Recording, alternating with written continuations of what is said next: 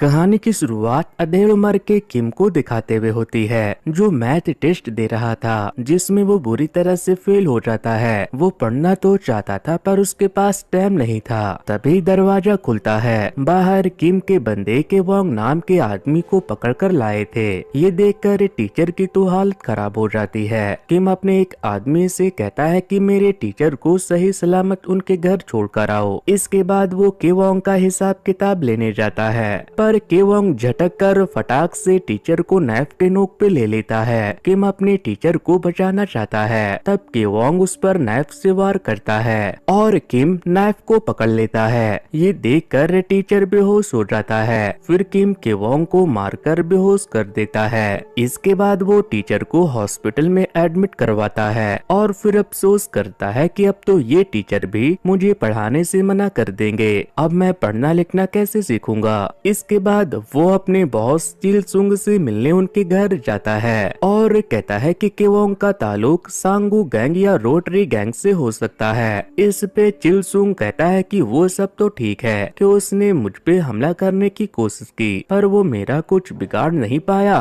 तो फिर तुमने उसे इतनी बुरी तरह से क्यों मारा। इस पे किम कहता है उसने मेरे टीचर को नुकसान पहुंचाने की कोशिश की, जो मुझसे बर्दाश्त नहीं हुआ। तब चिलसुंग पूछता है कि इस बार तुम्हें कॉलेज में एडमिशन मिल जाएगी ना। इस पे किम शर्मिंदा होते हुए कहता है कि मैं अभी 7 या 8 ग्रेड के बच्चों के बराबर ही पढ़ना जानता हूँ। मुझे लगता है कॉलेज में एडमिशन अगले साल ही मिल पाएगी। इससे किम मायूस होकर थोड़ी देर अकेले ड्राइव पे जाता है। तभी उसकी नजर हियोन नाम की एक स्टूडेंट पे पड़ती है, जो पूल से कूदकर खुद की जान देने की कोशिश कर रहा था। किम फटाक से उसे बचाने के लिए भागता है। इस दरमियान किम को एक गाड़ी टक्कर मार देती है। जब वो होश में आता है तो खुद को हॉस्पिटल में पाता है। फिर जब वो खुद को आईने में देखता है तो हैरान हो जाता है, क्योंकि वो आईने में बिल्कुल ही उनकी तरह दिख रहा था। उसे ये अजीब सपना लगता है, पर तभी उसे अपने बंदों की आवाज सुनाई देती है, जो बाहर झमेला कर रहे थे। किम उनके पास जाता है तो उसका एक बंदा उसे एक जोरदार घूसा मारता है, जिससे किम जमीन पर गिर जाता है। फिर वो किम को उठाकर मारता है और किम का दूसरा बंदा काफी गुस्से में चिल्ला रहा था कि तुम्हें बचाने के चक्कर में हमारे बॉस की जान चली गई। फिर वो किम को अपने बॉस के फोटो के सामने ले जाकर उनसे सॉरी कहने को बोलता है। इससे किम को कुछ समझ नहीं आता।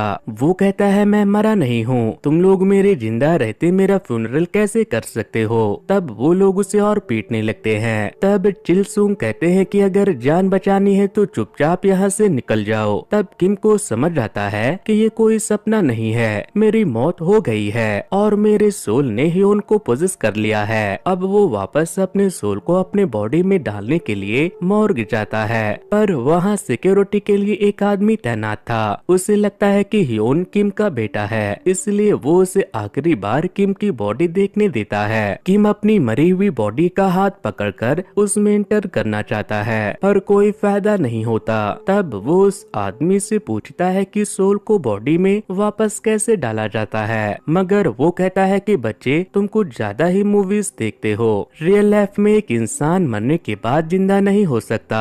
इसके बाद किम वापस से पूल पे चढ़कर कूद जाता है ताकि वो हियोन के बॉडी से निकल सके, पर वो एक बस के ऊपर जा गिरता है। अगली सुबह वो फिर से हॉस्पिटल में जागता है। वो अभी भी हियोन के बॉडी में था और उसका पैर टूट चुका था, फिर भी वो अपने फ्यूनरल पे जाना चाहता है। तब डॉक्टर उसे बताते हैं कि किम का फ्यूनरल 3 दिन पहले ही खत्म हो चुका है। उसकी बॉडी राख बन चुकी है, यानी हियोन 3 दिनों से बेहोश पड़ा था। ये सुनकर किम को शौक लगता है। आगे वो अपने मेमोरियल पे जाता है। फिर वो वापस हॉस्पिटल आकर हियोन के बारे में सोचता है। तभी एक लेडी आती है। किम को लगता है कि ये हियोन की मॉम होगी, मगर वो लेडी गुस्से में उस पे चिल्लाने लगती है कि तुमने और तुम्हारी मॉम ने मुझे परेशान करने का ठेका ले रखा है क्या। वो और भी बहुत कुछ सुनाती है जो किम के पल्ले नहीं पड़ते।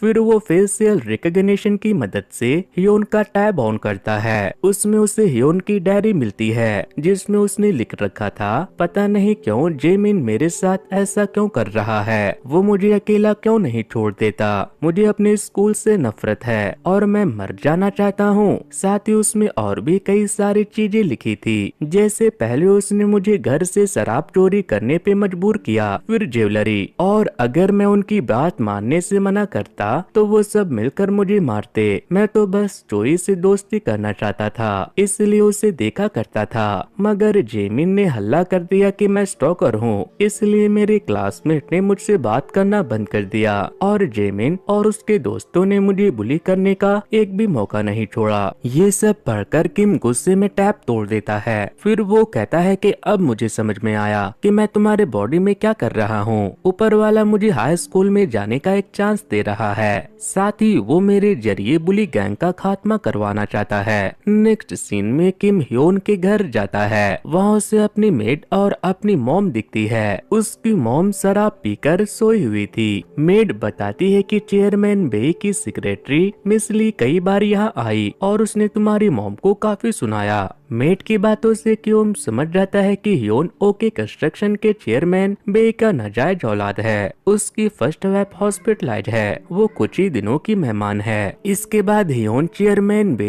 इकलौता वारिस होगा जो चेयरमैन बे की सेक्रेटरी मिस ली को पसंद नहीं है। हॉस्पिटल में जो ह्योन के ऊपर चिल्ला कर गई थी वो कोई और नहीं बल्कि सेक्रेटरी मिस ली ही थी। आगे किम को ह्योन के लंबे हेयर्स काफी परेशान कर रहे थे, इसलिए वो सबसे पहले हेयर कट करवाता है। इसके बाद वो ढेर सारे बुक खरीद कर सेल्फ स्टडी करता है। साथ ही वो क्लीन डाइट के साथ वर्कआउट पे काफी ध्यान देता है ताकि वो थोड़ा मस्कुलर बन पाए, क्योंकि ह्योन की बॉडी काफी मरियल सी थी। वो 1-2 दिन जिम जाता है, फिर जिम का सारा सामान अपने घर पे ही मंगवा लेता है, क्योंकि ह्योन कोरिया के टॉप 3 बिजनेसमैन का बेटा था।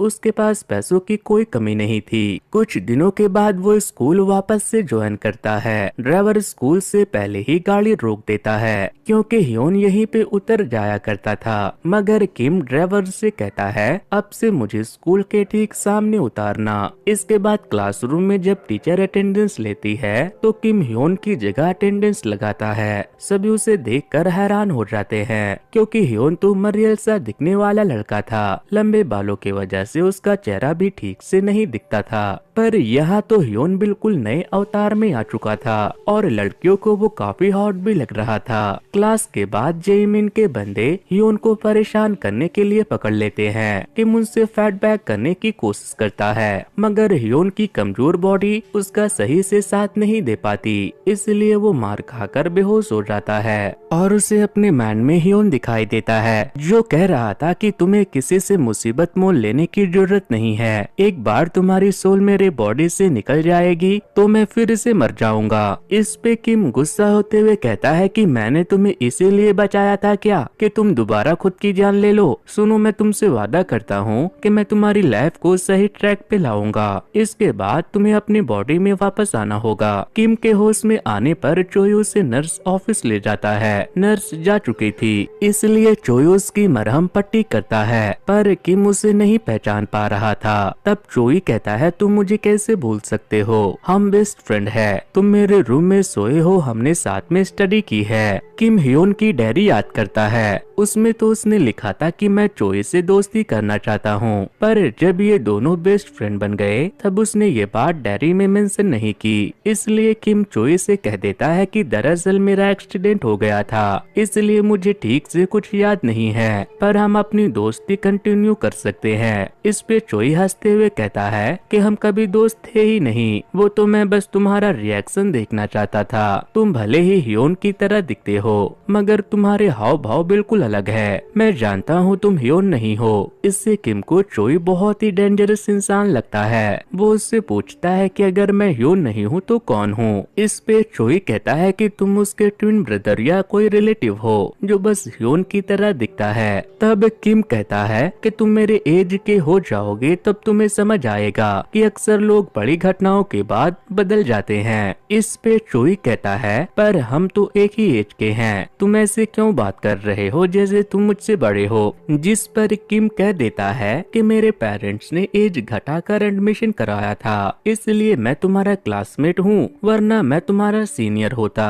इसके बाद वो अपने क्लासरूम में जाता है जहाँ 3 लड़कियों का ग्रुप अपने स्कूल प्रोजेक्ट पे काम कर रहा था। किम जानना चाहता है कि उन्होंने प्रोजेक्ट के लिए सामान कहाँ से लिया है, इसलिए वो स्कूल के बाद उन्हें अपनी कार से उस जगह चलने को कहता है। इतनी मस्त सी कार में बैठकर तीनों काफी खुश हो जाती है, पर वहाँ जाने से पहले किम उन्हें उनकी फेवरेट रेस्टोरेंट में खाना खिलाने ले जाता है। वहाँ वो क्या खाना है डिसाइड नहीं कर पा रही थी, तब किम मेनू की सारी डिश ऑर्डर कर देता है। इससे वो तीनों लड़कियाँ किम की दोस्त बन जाती है। क्लासरूम में वो किम की पढ़ाई में मदद करती है और बदले में किम उन्हें खूब हंसाता है। स्पोर्ट्स में भी वो काफी अच्छा परफॉर्म करता है, जिससे टीचर काफी इम्प्रेस होते हैं। इसके बाद किम चेयरमैन बेई की सेक्रेटरी को टीचर रूम में जाते हुए देखता है। वो उसे यहाँ आने का रीजन पूछता है, जिसपे वो बताती है कि मैं यहाँ तुम्हारे पेपर वर्क के लिए आई हूँ, क्योंकि मैं तुम्हें अब्रॉड या किसी बोर्डिंग स्कूल में डलवा दूंगी। तब किम उन्हें झाड़ता है कि तुम मेरी लैब की इंचार्ज नहीं हो। तब वो किम को स्लैप करते हुए कहती है कि मैंने तुम्हें पाला है, तुम इतने नाशुकर कैसे हो सकते हो। फिर भी किम डरता नहीं और कहता है मेरी जहाँ मर्जी होगी मैं वहीं पढ़ूंगा,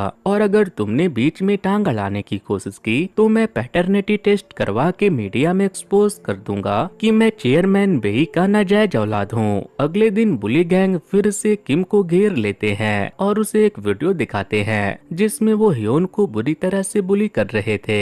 ये देखकर किम फोन तोड़कर फेंक देता है। तब जिमिन और उसके लड़के किम को मारने की कोशिश करते हैं, पर इस बार किम एक एक करके सबको मार गिराता है। फिर वो जिमिन के ऊपर बैठकर उसे और मारना चाहता है, मगर टीचर देख लेती है और उसे रोकने को कहती है। तब किम बताता है कि मैंने अपने सेल्फ डिफेंस में इन पे हाथ उठाया है। टीचर भी जानती थी कि जिमिन और उसके दोस्त बाकी स्टूडेंट को परेशान करते हैं, इसलिए वो किम को वहाँ से ले जाती है और अकेले में समझाती है कि तुम्हें उन पे हाथ उठाने के बजाय डिसिप्लिनरी कमेटी में उनकी शिकायत कर देनी चाहिए। इसके बाद किम बाहर जाता है और देखता है कि जिमिन और उसके दोस्त लड़के से पैसे छीन रहे हैं। तब किम इंटरफेयर करता है और उनकी शिकायत डिसिप्लिनरी कमेटी में करने की वार्निंग देता है। तब वो उन लड़कों से पूछते हैं कि क्या हम तुम्हारे पैसे छीन रहे थे, तो वो डर कर कहता है नहीं, आप तो हमसे पैसे उधार ले रहे थे। तब किम फिर से जिमिन और उसके दोस्तों की पिटाई कर देता है और कहता है कि मैं चिलसुंग गैंग का हेड हूँ, मुझसे पंगा लोगे तो जान गंवाना पड़ेगा। साथ ही मेरे सारे वीडियो डिलीट कर दो और क्लास स्किप मत किया करो, पढ़ाई पे ध्यान दो, वरना बहुत बुरा अंजाम होगा। ये बात जिमिन के पल्ले नहीं पड़ती, मगर अब वो ह्योन से डरने लगा था। अगले दिन जिमिन और उसके दोस्त क्लास अटेंड करते हैं, पर वो थोड़ा लेट आए थे, जिससे किम को डिस्टर्ब होता है। इसलिए क्लास के बाद वो जिमिन को धमकाते हुए कहता है कि 1 हफ्ते के बाद एग्जाम है और मुझे पढ़ाई में डिस्टरबेंस बिल्कुल पसंद नहीं, इसलिए आगे से टाइम से क्लास में आ जाना। फिर वो उसे दूसरे बच्चों को बुली करने से भी रोकता है। अब जिमिन और उसके दोस्त बिना छू चपट किए किम की सारी बात मान रहे थे। एक दिन किम जिमिन को अपने और चोई के बारे में बताने को कहता है। तब वो बताता है कि चोई एक डिसेंट फैमिली से बिलोंग करता है, उसके डैड प्रोसिक्यूटर है, वहीं उसकी मॉम डिपार्टमेंट स्टोर की सीईओ है। वो चोई को पढ़ाई करने के लिए बहुत स्ट्रेस देते हैं, इसलिए वो अपने पेरेंट्स के डर से अच्छा ग्रेड लाता है। तुम उसे स्टॉक किया करते थे, जिसकी वजह से हम तुम्हारे पीछे पड़े, जिस वजह से चोई ने स्कूल बुलिंग की कंप्लेन कर दी, मगर तुमने खुद कहा कि हम तो तुम्हारे साथ बस मस्ती करते हैं। ये सुनकर किम कहता है अच्छा तो वो मस्ती थी, अब मैं दिखाता हूँ मस्ती किसे कहते हैं। वो लात मारकर जिमिन को गिरा देता है। आगे क्लास टेस्ट होती है जिसमें किम फेल हो जाता है, इसलिए वो चोई से स्टडी में हेल्प मांगता है। इसके बदले वो चोई के लिए कुछ भी करने का वादा करता है। तभी सीनियर क्लास के 3 लड़के आकर चोई को छेड़ते हैं कि तुम इस स्टॉकर के साथ क्या कर रहे हो, पर चोई उनसे डर की वजह से कुछ नहीं बोलता।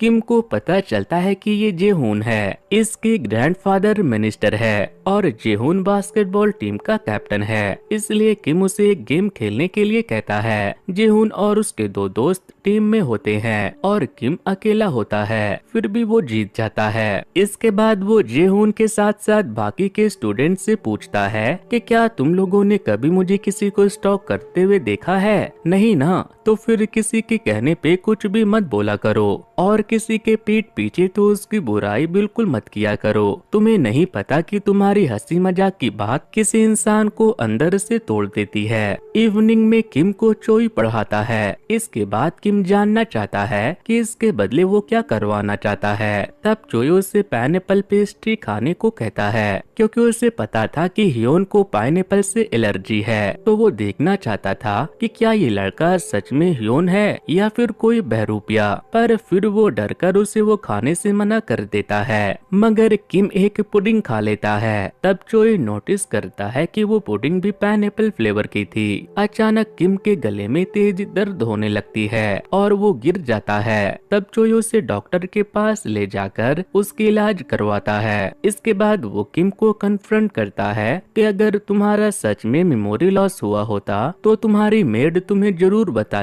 कि तुम्हें पाइनएप्पल से एलर्जी है, पर उन्होंने नहीं बताया क्योंकि तुम्हारा मेमोरी लॉस हुआ ही नहीं था। और अगर मेमोरी लॉस नहीं हुआ तो तुम इस बात का खास ख्याल रखते कि तुम्हें पाइनएप्पल फ्लेवर की कोई चीज नहीं खानी है। मैंने तुम्हारे एक हेयर से तुम्हारा डीएनए टेस्ट भी करवाया जिससे साबित होता है कि तुम अपनी मॉम के ही बेटे हो। तो आखिर ये कैसे हो सकता है? मुझे कुछ समझ नहीं आ रहा कि असल बात क्या है, पर मुझे पक्का पता है तुम हियोन नहीं हो। मुझे बहुत अफसोस है, जब उसे मदद की जरूरत थी तब मैं पीछे हट गया था। मुझे उससे माफी मांगना है। इस पे किम कहता है कि हियोन बिल्कुल ठीक है। मैं तुमसे वादा करता हूँ कि वो सही सलामत लौट आएगा।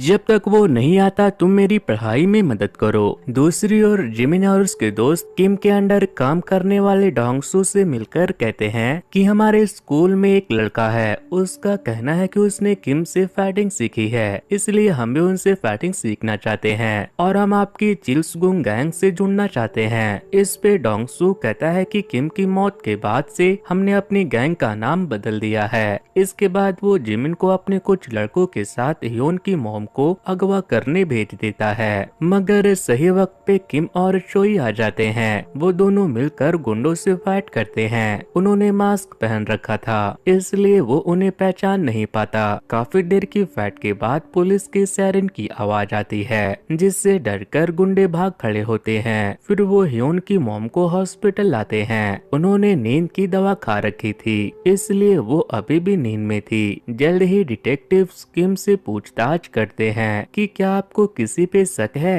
किम को तुरंत सेक्रेटरी पे शक था मगर वो झूठ कह देता है कि वो लोग हमारे घर के आसपास अपनी गाड़ी पार्क करना चाह रहे थे इसलिए हमारी फाइट हुई। ये अगवा का केस नहीं है। दरअसल वो नहीं चाहता था कि उसके और ओके कंपनी के मालिक के बीच जो रिश्ता है वो पब्लिक हो जाए। इसके बाद वो चोई के मरहम पट्टी करवा कर उसे उसके घर भेजता है जहां वो अपने डैड से झूठ कह देता है कि रैंडम गाली के गुंडों ने मेरी पिटाई कर दी। अंधेरे की वजह से मैं उनका फेस नहीं देख पाया। तब उसके डैड उसे उस जगह ले जाने को कहते हैं जहां उसकी पिटाई हुई थी ताकि जब वो उन गुंडों को दोबारा देखे तो उन्हें पहचान ले। तब चोई उन्हें एक सुनसान जगह पे ले जाता है जहां आसपास कोई सीसीटीवी कैमरा नहीं था, पर वो ये बात भूल गया था कि उसके डैड प्रोसिक्यूटर है। वो देख लेते हैं कि वहाँ पर कोई निशान नहीं है इसलिए वो समझ जाते हैं कि चोई झूठ बोल रहा है। तब अपने डैड के डर से वो बेहोश हो जाता है। वो उसे हॉस्पिटल ले जाते हैं। अगले दिन किम हियोन के डैड की सेक्रेटरी मिस ली को कॉल करना चाहता है क्योंकि उसे ये काम मिस ली का ही लगता है, पर उसके पास ली का नंबर नहीं था। वो ओके कंस्ट्रक्शन में कॉल करता है पर वहाँ मिस ली नाम की कोई एम्प्लॉय नहीं थी। तब किम अपनी मेड से पूछता है कि उसे भी मिस ली के बारे में ज्यादा कुछ नहीं पता। वो हमेशा अपनी मर्जी से आया जाया करती थी। दूसरी ओर मिस ली डोंगसू और उसके गैंग को सुनाती है कि तुम एक अधमरे सी औरत को अगवा नहीं कर पाए। उसी रात जिमिन हियोन के घर के बाहर आता है ये चेक करने की यहाँ सब ठीक तो है, पर उसे नहीं पता था कि ये घर हियोन का है। इसलिए जब वो यहाँ हियोन यानी किम को देखता है तो हैरान हो जाता है। किम के साथ चोई भी था। ये तीनों पेस्ट्री खाने जाते हैं। वहाँ फटाक से सारा पेस्ट्री जिमिन अकेले खा जाता है। पूछने पे पता चलता है कि उसने कल सुबह लिफ्ट ओवर राइस ही खाया था बस। ये जानने के बाद किम उसे अपने घर लाता है और भरपेट खाना खिलाता है। फिर वो उसकी फैमिली बैकग्राउंड के बारे में पूछता है, जिससे उसे पता चलता है कि उसके डैड एक मामूली सी जॉब करते हैं। मॉम घर छोड़कर जा चुकी है। वहीं छोटी बहन सैलून में रहकर हेयर ड्रेसिंग का काम सीख रही है और उसके घर में हीटर भी नहीं है, तो रात में उसे ठंड में सोना पड़ता है। इसलिए आज रात के लिए किम उसे अपने घर पे सोने की इजाजत दे देता है। तब चोई भी रात में उसके घर पे ही रुकना चाहता है। वो कहता है कि मेरी मॉम इंग्लैंड से आई है तो डैड उनके साथ बिजी हैं, इसलिए मैं आज यहाँ रुक सकता हूँ। इसके बाद जिमिन किम के यहाँ कुछ और दिन रुकना चाहता है। वो कहता है कि तुमने मुझे मारकर अपना हिसाब चुकता कर लिया है, अब तो हम दोस्त हैं ना। इस पे किम कहता है कि मैंने तुम्हारा वीडियो नहीं बनाया, तुम्हें डार्ट बोर्ड की तरह यूज नहीं किया, न ही जिम में लॉक किया है। तब जिमिन कहता है कि वीडियो तो डोगजुन ने बनाया था। जब जिमिन अकेला होता है तो चोई उसे कन्फ्रंट करता है कि तुम इतने बेशरम कैसे हो सकते हो। पहले तुमने ह्योन को बुली किया, फिर उसकी मॉम को अगवा करने आए और अब उसी के घर में खा पी कर सो रहे हो। दरअसल चोई ने उस रात जिमिन को भागते हुए देख लिया था। तब जिमिन कहता है कि मुझे नहीं पता था कि वो लोग किसी को अगवा करने जा रहे हैं, पर जब मैंने ये देखा तो तुरंत पुलिस को कॉल करके बुलाया। पर इन्हें नहीं पता था कि किम इनकी बातें छिपकर सुन रहा था। वो अचानक आकर उसे दबोचकर कहता है कि वो लोग कौन थे। तब जिमिन बता देता है कि वो लोग डोंगसू गैंग के थे। अगले दिन किम डोंगसू गैंग तक पहुंचने के बारे में सोच ही रहा था कि दो लोग आकर उसे अगवा कर लेते हैं। जब वो किम के मुंह से कपड़ा हटाते हैं तो किम अपने सामने अपने रैटमैन डोंगसू को देखकर हैरान हो जाता है। डोंगसू भी पहचान जाता है कि ये डू ह्योन है, जिसकी वजह से मेरे बॉस किम की जान गई थी, इसलिए वो अपने गुंडे को उसे मारने को कहता है। मगर किम उन सब का डटकर मुकाबला करता है। इससे सभी सोचने लगते हैं कि एक हाई स्कूल स्टूडेंट को इतनी अच्छी फाइटिंग कैसे आती है। नेक्स्ट सीन में किम अकेले में डोंगसू से बात करता है कि हमारे बॉस चिलसुंग कहाँ है, तो वो बताता है कि किम की मौत के बाद वो बीमार हो गए थे और फिर वो अचानक कहीं चले गए, जिसकी वजह से हमारा गैंग टूट गया। बाकी के गैंग ने आपस में हाथ मिलाकर मार्केट में कब्जा कर लिया, इसलिए मैंने अपने गैंग का नाम बदलकर डोंगसू कर लिया,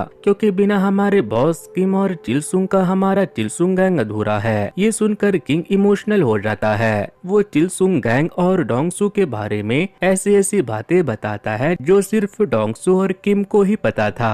किम ये भी कहता है कि मैं अपने डैड चेयरमैन बेई के पैसों से तुम्हारा सपना पूरा कर दूंगा। तुम्हें अपने होम टाउन में रेस्टोरेंट खोलना था ना, मगर तुम्हें इसके बदले ये गलत काम छोड़ना होगा। इससे डोंगसू हैरान हो जाता है, मगर वो किम को वहाँ से जाने देता है। मगर मिस्टर लियो से अपने एहसान याद दिलाती है। दरअसल जब डोंगसू के बॉस चिलसुंग की सर्जरी की जानी थी और उनके पास पैसे नहीं थे, तब मिस ली ने सर्जरी के पैसे दिए थे और बदले में डोंगसू को अपने लिए काम करने के लिए रख लिया था। इसलिए वो अभी उसे लास्ट चांस देती है ह्योन की मॉम को अगवा करने के लिए। दरअसल वो उन्हें मारकर ह्योन को दूसरे कंट्री पढ़ने के लिए भेज देना चाहती है, मगर वो उसे उस देश भेजना चाहती थी जहाँ रोड एक्सीडेंट और वायलेंस ज्यादा होता हो, ताकि वो उसे मार दे और चेयरमैन बेई को लगे कि उनका बेटा एक्सीडेंट में मारा गया। मिस ली के जाने के बाद डोंगसू अपने खास साथी जोंग को बताता है कि मैं ह्योन को जाने से रोक नहीं पाया, उसे हमारी हर स्ट्रेंथ और वीकनेस के बारे में पता है। तब जोंग को लगता है कि कहीं ऐसा तो नहीं कि ह्योन हमारे बॉस किम का बेटा हो, जिसे दुश्मनों से बचाने के लिए बॉस ने उसे छिपा के रखा हो। इसलिए ये ह्योन पे नजर रखने लगते हैं और ये चीज किम नोटिस कर लेता है। वो उन्हें कन्फ्रंट करता है।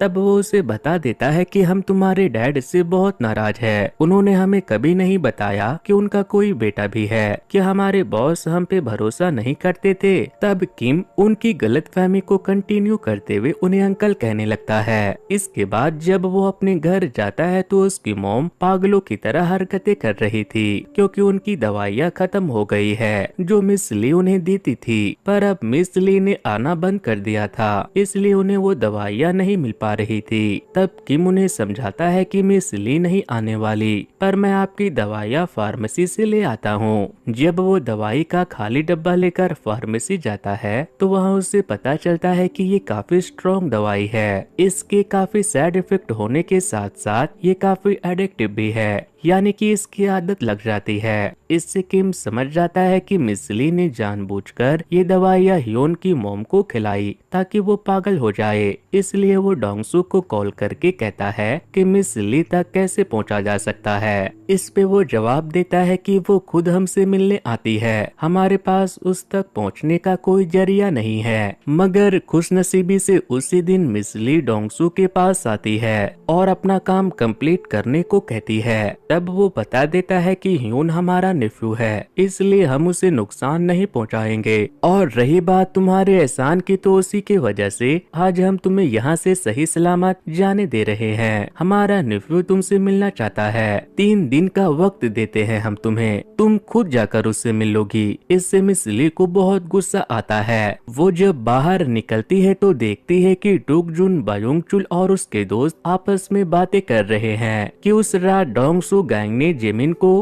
ह्योन की मॉम को अगवा करने को भेजा था। तब मिस ली उनके पास जाती है और पूछती है कि तुम्हें ये सब कैसे पता। तो वो बताते हैं कि ह्योन हमारा क्लासमेट है। अगले दिन जब किम क्लासरूम में जाता है तो उसे पता चलता है कि चोई के डैड ने उसके खिलाफ वायलेंस कमेटी में शिकायत कर दी है कि वो चोई को बुली करता है। साथ ही डुग जुन और बायोंग चुल ने मिस ली के कहने पे ह्योन के खिलाफ पुलिस में बुलिंग की कंप्लेन कर दी। इससे किम हैरान हो जाता है। मगर जब चोई स्कूल आता है और उसे पता चलता है कि मेरे डैड को मेरी और ह्योन की दोस्त पसंद नहीं थी, इसलिए उन्होंने ह्योन पे झूठा बुलिंग का कंप्लेन कर दिया है, तो उसे ह्योन की बड़ी फिक्र होती है। ह्योन पहले से ही अपनी मॉम और उन गुंडों से परेशान था, अब चोई उसे और परेशान नहीं करना चाहता, इसलिए वो अपने डैड के खिलाफ जाकर ह्योन के ऊपर की गई कंप्लेन को वापस ले लेता है। पर इस बारे में जब चोई के डैड को पता चलता है तो वो उसे काफी डांटते हुए कहते हैं कि तुम चाहे जो कर लो, मैं तो ह्योन को जुवेनिल होम भेज कर रहूंगा।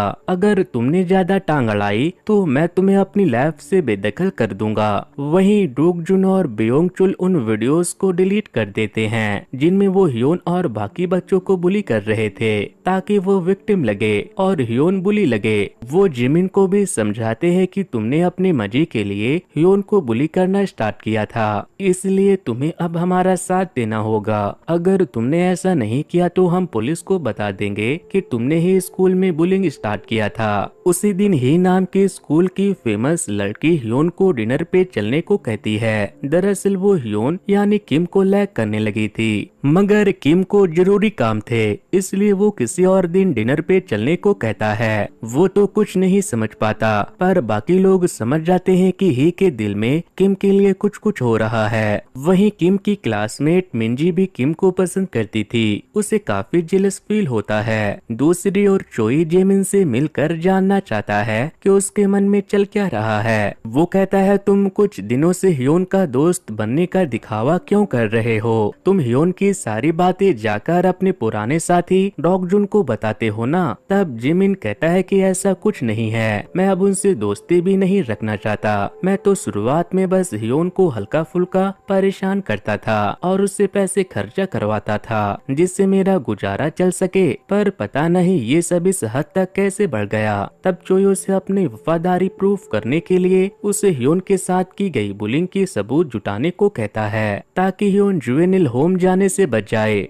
तब जिमिन किम के पास जाकर रोते हुए कहता है कि मैं तुम्हारा साथ तो देना चाहता हूँ, मगर मैं बहुत गरीब हूँ, मैं इन सब में इन्वॉल्व होकर अपना फ्यूचर खराब नहीं करना चाहता। मेरे डैड चाहते हैं कि मैं एटलीस्ट ग्रेजुएशन कंप्लीट कर लूँ। किम जिमिन की मजबूरी समझता है, वो उसे अपने साथ खाना खिलाने ले जाता है क्योंकि वो बहुत भूखा था। इसके बाद वो अपनी बीमार मॉम से मिलने हॉस्पिटल जाता है और वहीं सो जाता है। अगली सुबह किम सो रहा होता है, तब वहाँ चिलसुंग आते हैं। वो ह्योन की मॉम को कहते हैं कि मैं ह्योन के डैड किम का ब्रदर हूँ। मुझे पता है कि ह्योन चेयरमैन बेई का बेटा नहीं है। पेरेंट्स को अपने बच्चे का गार्ड बनकर उनकी हिफाजत करनी चाहिए, पर मैंने सुना है कि तुम खुद कभी शराब तो कभी दवाई के नशे में रहती हो। तुम्हें पता भी है तुम्हारे बेटे की लाइफ में कितनी बड़ी बड़ी मुसीबतें चल रही है। इसके बाद भी ह्योन की मॉम इस बात से इनकार करती है कि ह्योन किम का बेटा है। चिलसुंग के जाने के बाद किम जागता है और इन्वेस्टिगेशन रूम में जाता है। वहाँ चोई गवाही देने के लिए आया हुआ था, इसलिए उसके डैड उसे वहाँ से ले जाने आते हैं, मगर वो जानने से मना कर देता है। अचानक वहाँ जिमिन आकर बयोंगचुल का बैग किम की ओर फेंकते हुए कहता है कि इसमें टैबलेट है। इसकी सेफ फोल्डर में बुलिंग की ढेर सारी वीडियो है। बयोंगचुल और उसके दोस्त किम से झगड़ा कर टैबलेट वापस लेना चाहते हैं। तब चोई के डैड, जो चीफ प्रोसिक्यूटर थे इस केस में, वो कॉल कर सिक्योरिटी गार्ड को बुलाते हैं। तभी सारे ऑफिसर्स आ जाते हैं। किम उन्हें बुलिंग की वीडियो दिखा देता है और इसी वक्त जिमिन अपना सारा गुनाह कबूल कर लेता है, जिससे किम को बहुत गुस्सा आता है। वो जानता था कि अब जिमिन बदल चुका है, इसलिए वो उसे अच्छी लाइफ जीने का मौका देना चाहता था। मगर जिमिन को ह्योन के लिए काफी बुरा लग रहा था, इसलिए उसने अपना गुनाह कबूल कर लिया। इसलिए जिमिन के साथ साथ बयोंगचुल, डोगजुन और उसके बाकी दोस्त को भी अरेस्ट करके जेवनिल होम भेज दिया जाता है। इसके बाद किम अपनी मॉम से मिलने हॉस्पिटल जाता है, मगर उसे वहाँ चिलसुंग मिल जाता है। वो दोनों काफी सारी बातें करते हैं, जिससे चिलसुंग को समझ आ जाता है कि ह्योन किम का बेटा नहीं है, बल्कि किम ने ह्योन की बॉडी को पोसेस किया हुआ है। दरअसल चिलसुंग भूत, प्रेत और तलिस्मांस में यकीन करते थे। वो इमोशनल होकर किम को हक कर लेते हैं। इसके बाद किम डॉक्टर से बात कर ह्योन की मॉम को डिस्चार्ज करवा देता है, क्योंकि अब उनकी नशे की लत छूट गई थी। फिर वो उन्हें चेयरमैन बेई के सहारे छोड़कर इंडिपेंडेंट होने को कहता है। इस पे वो कहती है कि 20 साल से मैं घर पे बैठी हूँ और फिर तुम्हारे कॉलेज का खर्च भी आएगा, अब मैं उन्हें कैसे छोड़ सकती हूँ। तब किम समझाता है कि चेयरमैन बेई ने ह्योन को बेटा होने का दर्जा नहीं दिया, तो क्या लगता है आपको, वो ह्योन की ग्रेजुएशन सेरेमनी अटेंड करने आएंगे या फिर उसकी शादी में डैड का रोल निभाएंगे। इतनी मुसीबत आने पे भी वो आपके साथ नहीं थे, तो उनका होना न होना एक बराबर है। ह्योन की मॉम पहले एक एक्ट्रेस थी, इसलिए किम उन्हें फिर से एक्टिंग स्टार्ट करने को कहता है। इसके बाद सीन एयरपोर्ट पे शिफ्ट होती है। दरअसल मिस्टर ली चेयरमैन बेई और उनकी टीम के साथ काम के सिलसिले में बर्लिन गए हुए थे। लौटने पे उन्हें पता चलता है कि यहाँ चाल तो उल्टी पड़ गई, किम बच गया और वो बुलिंग गैंग फंस गई। तभी किम आ जाता है, उसे देखते ही मिस ली भाग जाती है, पर किम उसे पकड़कर चेयरमैन बेई के पास लाता है और उसने अब तक ह्योन को परेशान करने के लिए जो जो किया है वो सब उन्हें बता देता है। मिस ली रोते हुए चेयरमैन बेई से माफी मांगती है। तब किम कहता है तुम्हें मेरे सामने झुक के माफी मांगनी चाहिए, तो उस वक्त वो करने को राजी हो जाती है। तब किम उसे स्ट्रिक्टली कहता है कि मेरी मॉम और मुझसे दूर रहना, वरना मैं तुम्हें जिंदा दफना दूंगा।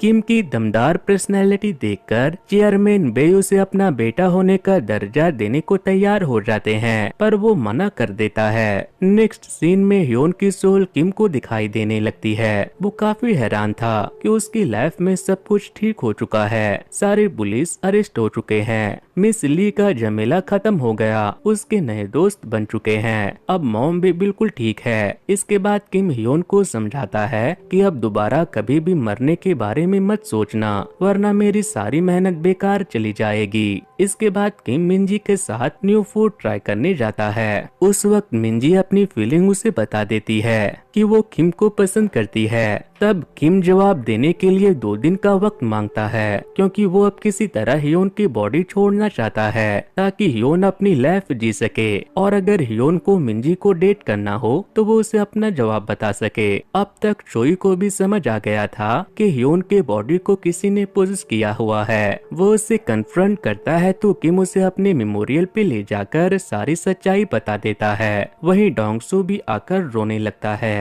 क्योंकि उसे भी समझ आ गया था कि ह्योन के अंदर उसके बॉस किम की आत्मा है। दोनों साथ बैठकर शराब पीते हुए बातें करते हैं और फिर अगले दिन किम ह्योन को अपनी बॉडी में वापस आने को कहता है, मगर ह्योन कहता है कि तुम इस बॉडी में रहना डिजर्व करते हो, मैंने तो इसे छोड़ दिया है। तुमने इस बॉडी की और अपने आसपास के लोगों की मदद की है और अपने पढ़ने के सपने को भी पूरा किया। तुमने अपनी जान भी मुझे बचाने में गंवाई, इसलिए मैं तुम्हें दूसरी जिंदगी देकर बहुत खुश हूँ। अब मुझे आफ्टर लाइफ में जाना है। किम उसे रोकता है, मगर वो आफ्टर लाइफ में चला जाता है और अगले सीन में किम चोई के साथ अपनी स्टूडेंट लाइफ कंटिन्यू करता है और इसी के साथ ये कहानी यहीं पे खत्म होती है। तो दोस्तों, ये स्टोरी आपको कैसी लगी मुझे कमेंट करके बताना। वैसे दोस्तों, कुछ दिनों पहले ही मैंने कैसे ही मूवी की स्टोरी को एक्सप्लेन किया था। अगर आप लोगों ने उसे नहीं देखा है तो वॉच नेक्स्ट पर क्लिक करके उसे जरूर से देख लेना। सो वेल गाइस, आज के वीडियो में इतना ही। Thanks to, good bye.